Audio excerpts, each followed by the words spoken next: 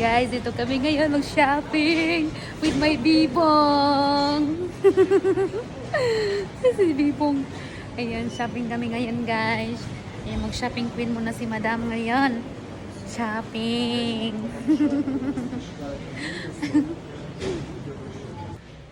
Dito kami ngayon sa mga perfume. Gipit. Mabango siya as in. So, ito na akin. Yan na, purdoy na si Bibong. Purdoy na siya ngayon. Ang dami niyang binigay sa akin. Guys, ito tayo sa mga damitan. Mga damit naman tayo.